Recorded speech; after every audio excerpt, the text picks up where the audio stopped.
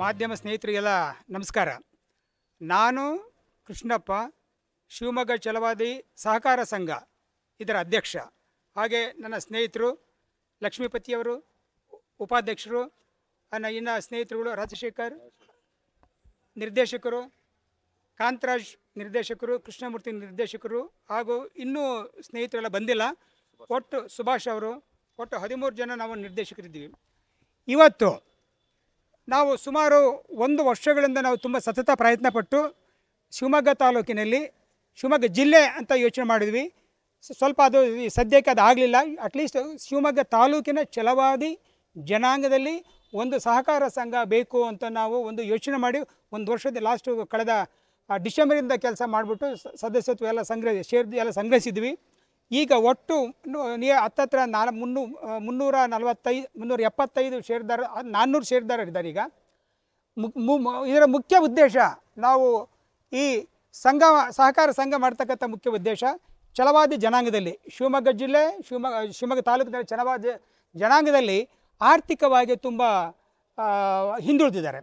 ಹಾಗಾಗ್ಬಿಟ್ಟು ನಾವು ಅವ್ರಿಗೆ ಯಾವುದೇ ರೀತಿಯಲ್ಲಿ ಸಹಕಾರ ಮಾಡೋಣ ಅಂತ ಯೋಚನೆ ಬಂದಾಗ ನಮಗೆ ಉಳಿದಿದ್ದ ಈ ಸಹಕಾರ ಸಂಘ ಅಂತ. ಜೊತೆಗೆ ನಮ್ಮ ಈ ಜನಾಂಗಕ್ಕೆ ಅವ್ರಿಗೆ ಸ್ವಲ್ಪ ಆರ್ಥಿಕವಾಗಿ ಸಾಮಾಜಿಕವಾಗಿ ಸಾಂಸ್ಕೃತಿಕವಾಗಿ ಸ್ವಲ್ಪ ಉನ್ನತೀಕರಣ ಕಲಿಸೋಕ್ಕಾಗಿಯೇ ಏನಾದರೂ ಒಂದು ಸಹಾಯ ಇದ್ರ ಮೂಲಕ ಸಹಕಾರ ಸಂಘದ ಮೂಲಕ ಮಾಡಬೇಕಂತ ನಾವು ಇದನ್ನು ಒಂದು ಪ್ರೋಗ್ರಾಮ ತೊಗೊಂಡಿದ್ವಿ. ಈಗ ನಮಗೆ ಇದರ ಬಗ್ಗೆ ಹಣ ಕ್ರೋಢೀಕರಿಸಲಿಕ್ಕೆ ಎಲ್ಲ ಕೆಲಸಗಳನ್ನು ಮಾಡಿದ್ದೀವಿ. ಮತ್ತು ನಮ್ಮ ಈ ಜನಾಂಗದಲ್ಲಿ ಹಳ್ಳಿನಲ್ಲಿ, ವಿಶೇಷವಾಗಿ ಹಳ್ಳಿನಲ್ಲಿ, ಸಿಟಿನಲ್ಲೂ ಇದ್ದಾರೆ, ಅವರ ಮಕ್ಕಳ, ನಮ್ಮ ಷೇರುದಾರರ ಅಂದರೆ ಛಲವಾದಿ ಸಮುದಾಯದ ಜನಾಂಗದ ಮಕ್ಕಳ ಉನ್ನತ ವಿದ್ಯಾಭ್ಯಾಸಕ್ಕಾಗಿ, ಉನ್ನತ ಶಿಕ್ಷಣ ವಿದ್ಯಾಭ್ಯಾಸಕ್ಕಾಗಿ, ಹೈಯರ್ ಸ್ಟಡೀಸ್ಗಾಗಲಿ, ಅಥವಾ ಅವರ ಸ್ಥಿತಿ ಅಂದರೆ ಆರ್ಥಿಕ ಸ್ಥಿತಿಯನ್ನು ಸ್ವಲ್ಪ ಉನ್ನತಗೊಳಿಸ್ಲಿಕ್ಕಾಗಿ ವ್ಯಾಪಾರ ಮಾಡೋಂಥವ್ರಿಗಾಗಲಿ, ಅಥವಾ ಗೃಹ ಸಾಲ ಕೊಡೋಂಥದ್ದಾಗಲಿ, ಅಥವಾ ಸಣ್ಣ ಮಟ್ಟದಲ್ಲಿ ಗೃಹ ಸಾಲ, ಗೃಹ ರಿಪೇರಿ, ಅಥವಾ ಇನ್ನೇನೋ ಅವ್ರು ಪರ್ಚೇಸ್ ಮಾಡೋದಕ್ಕೆ ಬಂಗಾರ ಆಡಬಿಟ್ಟು ಆ ಥರ ಯೋಚನೆ ಮಾಡಿಬಿಟ್ಟು ನಾವು ಸಾಲ ಅಂದರೆ ಕಡಿಮೆ ಬಡ್ಡಿ ದರದಲ್ಲಿ, ಅಂದರೆ ನಮ್ಮ DCC ರೂಲ್ಸ್ ಪ್ರಕಾರ ದರದಲ್ಲಿ ಬಾಡಿಗೆ, ಕಡಿಮೆ ದರದಲ್ಲಿ ಬಾಡಿಗೆ ಅವ್ರಿಗೆ ಬಡ್ಡಿಯನ್ನು ಹಾಕಿ, ಅದು ಆ್ಯಸ್ ಯೂಶುವಲ್ ರೂಲ್ಸ್ ಪ್ರಕಾರ ನಾವು ಅದು ಮಾಡ್ತಾಯಿದ್ದೀವಿ. ಜೊತೆಗೆ ನಮಗೆ ಎಲ್ಲ ಸ್ನೇಹಿತರೆಲ್ಲ ಹೇಳ್ತಾಯಿದ್ರು, ನಮ್ಮ ಛಲವಾದಿ ಜನಾಂಗದವರು, ಸರ್ ನಾವು ತುಂಬ ಆರ್ಥಿಕವಾಗಿ ಹಿಂದುಳಿದಿದ್ವಿ, ಅಂದರೆ ಯಾರಿಗೆ ಕೈ ಸೋತು ಹೋಗಿದೆಯೋ ಅಂಥವ್ರಿಗೆ ದಯವಿಟ್ಟು ನೀವು ಸಹಕಾರ ಮಾಡಿ, ಯಾವುದೇ ರೂಪದಲ್ಲಿ ಸಹಕಾರ ಮಾಡಿ ಅಂತ ನಮಗೆಲ್ಲ ಕೇಳ್ಕೊಂಡ್ರು. ಅದು ನಮಗೆ ಒಂದು ಉತ್ತೇಜನ ಸಿಕ್ತು ನಮಗೆ. ಹೌದು ಅಂತ ಈ ಎಲ್ಲ ಯೋಚನೆ ಮಾಡಿ ನಾವು ಸುಮಾರು ಒಂದು 25ರಿಂದ 30 ನಿವೃತ್ತ ನೌಕರರು, ಸಮಾನ ಮನಸ್ಕರ ನಿವೃತ್ತ ನೌಕರರು ಎಲ್ಲ ಫೀಲ್ಡಲ್ಲಿದ್ದಾರೆ. ಅಂದರೆ ಎಜುಕೇಷನಲ್ಲಿದ್ದಾರೆ, ಪೊಲೀಸ್ ಡಿಪಾರ್ಟ್ಮೆಂಟಲ್ಲಿದ್ದಾರೆ, ಹೆಲ್ತ್ ಡಿಪಾರ್ಟ್ಮೆಂಟ್, ಎಲ್ಲ ವಿಭಾಗದವರು ಸೇರಿಕೊಂಡು ಸಮಾನ ಮನಸ್ಕರು ಸೇರಿ ಈ ಸಹಕಾರ ಸಂಘವನ್ನು ಹುಟ್ಟಾಕಿದ್ವಿ. ಇದರಿಂದ ನಮ್ಮ ಶಿವಮೊಗ್ಗ ಛಲವಾದಿ ಜನಾಂಗಕ್ಕೆ ತುಂಬ ಅನುಕೂಲ ಆಗಲಿದೆ ಮುಂದೆ ಅಂತದ ಈ ದೃಷ್ಟಿಯಲ್ಲಿ ನಾನು ನಿಮಗೆ ಮಾಧ್ಯಮದ ಮುಂದೆ ನಾನು ಹೇಳಲಿಕ್ಕೆ ಇಷ್ಟಪಡ್ತಾ ಇದ್ದೀನಿ. ಜೊತೆಗೆ ಇವತ್ತು ಅಂದರೆ ಈಗ 25ನೇ ತಾರೀಕು, ಅಂದರೆ ನಾಳೆ ನಡೆದ ಭಾನುವಾರದ ದಿನ, ಭಾನುವಾರ 25ನೇ ತಾರೀಕು ನಮ್ಮ ಈ ಸಂಘದ ಛಲವಾದಿ ಸಹಕಾರ ಸಂಘದ ಉದ್ಘಾಟನೆ ಇದೆ.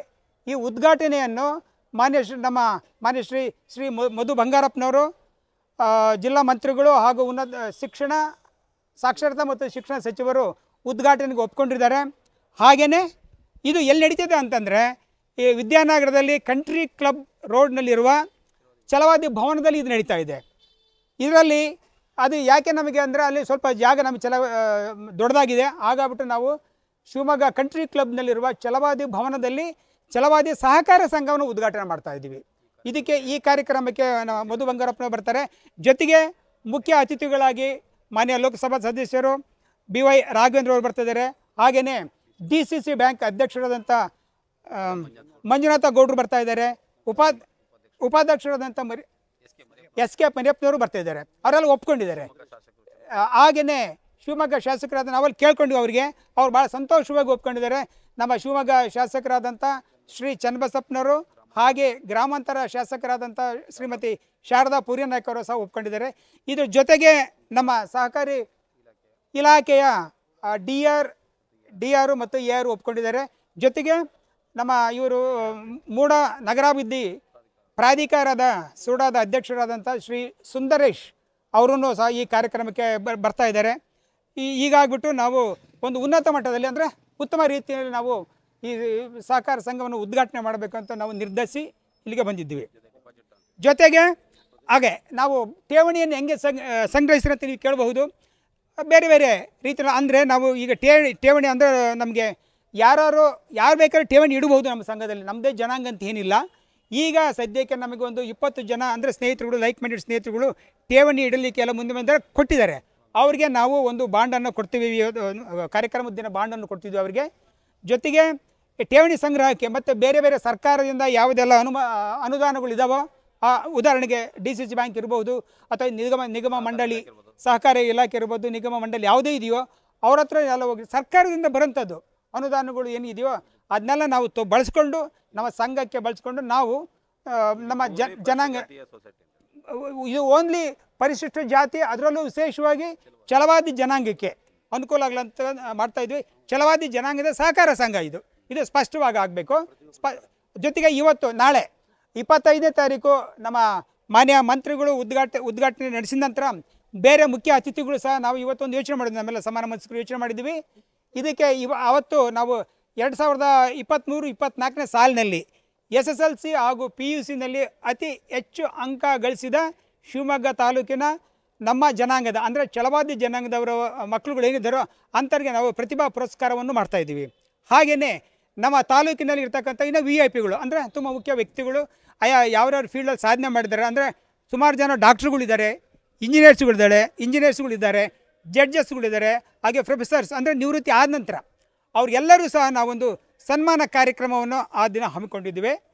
ಇದು ನಮ್ಮ ಮುಖ್ಯ ಉದ್ದೇಶ, ಸೊಸೈಟಿಯ ಮುಖ್ಯ ಉದ್ದೇಶ. Krishnappa retired Kuvempu university professor, ಈಗ ಛಲವಾದಿ ಸಹಕಾರ ಸಂಘದ ಅಧ್ಯಕ್ಷ.